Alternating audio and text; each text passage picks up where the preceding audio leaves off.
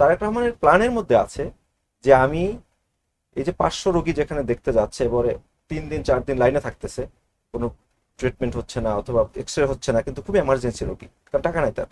তাহলে আমাদের যে ফ্যামিলি কার্ড যে থাকবে, গরিবদের জন্য যে ফ্যামিলি কার্ড থাকবে, গরিবদের জন্য মহিলাদের জন্য, মানে ফ্যামিলির জন্য ফ্যামিলি কার্ড, সেই ফ্যামিলি কার্ড সব যার থাকবে সে কিন্তু জানবে সে অর্থনৈতিকভাবে কতটুকু সচ্ছল অসচ্ছল। ঠিক ব্রিটেনেও প্রত্যেক মানুষের একটা এনআই কার্ড আছে। মানে এনআই কার্ড বলতে বোঝায় ন্যাশনাল ইন্স্যুরেন্স কার্ড। ওই ইন্স্যুরেন্স কার্ডে চেক করলে বোঝা যায় তার ইনকাম কত, তার মানে সে সচ্ছল না অসচ্ছলের বোঝা যায়। আমার নিজেরও আছে।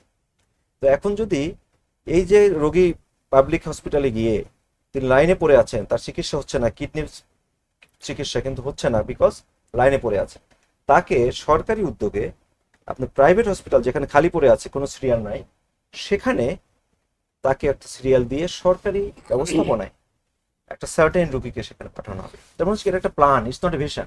হয়তো তারেক রহমান এরকম বলতে পারতেন যে আই হ্যাভ এ ভিশন অথবা আই হ্যাভ এ ড্রিম, যে আমি প্রত্যেকটা জেলায় 10টা করে হসপিটাল করবো। ইটস নট পসিবল, এটা সম্ভব না, মানে আকাশ কুসুম নয় আর বাস্তবায়নযোগ্য কি, না। বাস্তবায়নযোগ্য। ইয়েস, মানে হচ্ছে প্ল্যান হচ্ছে বাস্তবায়নযোগ্য এবং বাস্তবায়নের অবকাঠামো আপনাকে সাথে সাথে বলে দিতে হবে। তারেক রহমান স্বাস্থ্য ব্যবস্থা নিয়ে এরকমের বলছেন।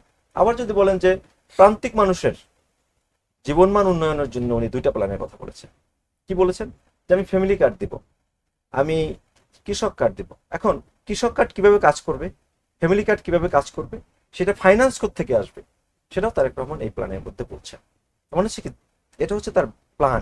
সেটা উনি হয়তো ওয়ার্ড এক সেন্টেন্সে বলেছেন যে উই হ্যাভ এ প্ল্যান। তার মানে হচ্ছে কি বাংলাদেশকে নতুন বাংলাদেশ গড়ে তোলার জন্য যে আকাঙ্ক্ষা মানুষের, বিশেষ করে জুলাই বিপ্লবের যে আকাঙ্ক্ষা, এমনকি মুক্তিযুদ্ধের যে আকাঙ্ক্ষা, যে মানুষকে মানে স্বয়ং সম্পূর্ণ করা অথবা মানুষের কম অবকাঠামোর মধ্যে সর্বোচ্চ সুবিধা দেয়া, সেটাকে কিভাবে ইন্ডিভিজুয়ালি অ্যাড্রেস করা এবং সেই প্ল্যানটা তৈরি করা, সেই প্ল্যানটা তিনি তৈরি করেছেন ব্রিটেনের থেকে।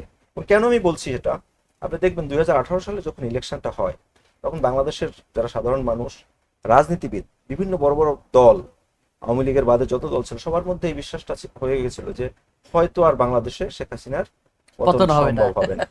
এবং বাংলাদেশে এমনকি বিএনপির বড় বড় নেতাদের মধ্যেও এরকম একটা ইয়ে ছিল যে হয়তো কিছু করা সম্ভব হবে না। তারেক রহমান যে বক্তব্যগুলো রাখতেন সেগুলো অনেকে মনে করতেন এগুলো মানে বাস্তবায়নযোগ্য না। বাস্তবায়নযোগ্য নয়। এবং খুব কঠিন সময় 2022 সালে যখন তিনি 27 দফা ঘোষণা করেন যে রাষ্ট্র সংস্কারের 22 দফা, তখন দেখবেন টক শোতে আপনার এই টিভিতেই মানুষ হাসছে, বলছে হাস্যকর, তুমি তো দেশে আসতে পারবে না, হ্যাঁ, তোমার এই দেশে তো আসাই সম্ভব না, কারণ তোমার নামে রেড অ্যালার্ট জারি করছে কে? ইন্টারপোল। ইন্টারপোল। কে করছে? সরকার। তেমন তুমি আসতে পারবে না, ইটস নট পসিবল। তেমন তুমি কিসের স্বপ্নের কথা বলো? কিন্তু তারেক রহমান কিন্তু তখন 22 দফা যে ঘোষণা করেছে, 27 দফা ঘোষণা করেছে 22 সালে, সেটা কিন্তু ছিল তার 22 দফা, 27 দফা সেটা তার 27 প্ল্যানের অংশ ছিল। এরপরে যখন তিনি 2023 সালের জুলাই মাসে এসে সেটাকে 31 দফায় রূপান্তর করেন, সেখানে তিনি বলেছেন দিস ইজ মাই প্ল্যান।